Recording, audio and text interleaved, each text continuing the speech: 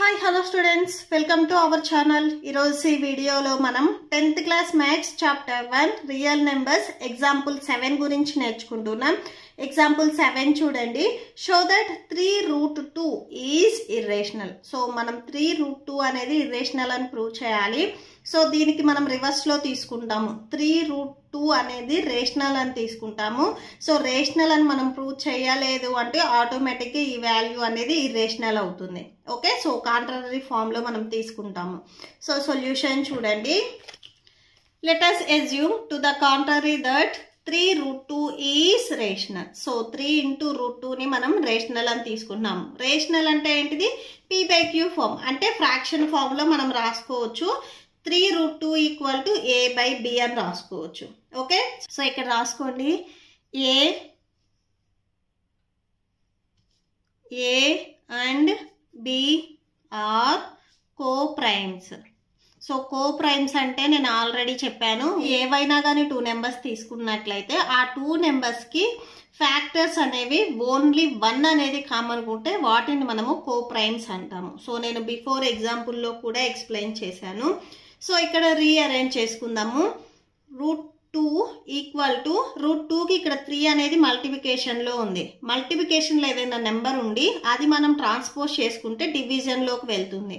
So ఇక్కడ డివిజన్లో already b ఉంది కాబట్టి సో దీంతో మల్టిప్లై అవుతుంది, అంటే 3b అవుతుంది. ఇక్కడ చూడండి, here a, b and 3. So a, b and 3 are వచ్చేసరికి ఇంటీజర్స్. సో ఈ 3 వచ్చేసరికి మనకి ఇంటీజర్స్. సో ఈ ఇంటీజర్స్ అనేవి మనకి రేషనల్ అవుతాయి. ఇది ఆల్రెడీ మనకు తెలుసు, ఇంటీజర్స్ అన్ని రేషనల్ నెంబర్స్ అవుతాయి.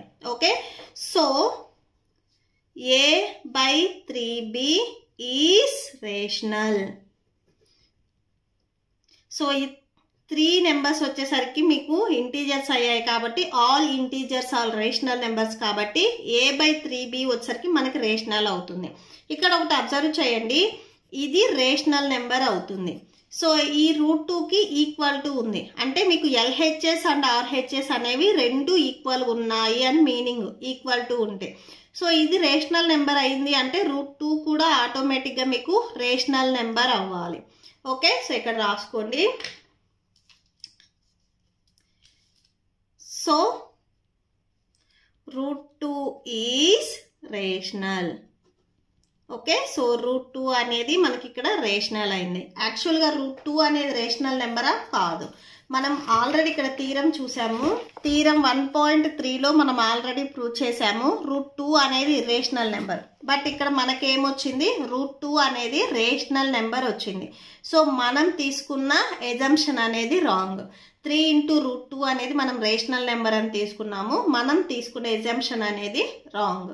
సో ఇక్కడ ఏం రాస్తారంటే, but this contradicts the fact that √2 is irrational. So √2 అనేది ఇర్రేషనల్, మనకి రేషనల్ నెంబర్ వచ్చింది కాబట్టి మనం తీసుకున్న కాంట్రడిక్షన్ అనేది wrong. So we conclude that 3√2 is irrational.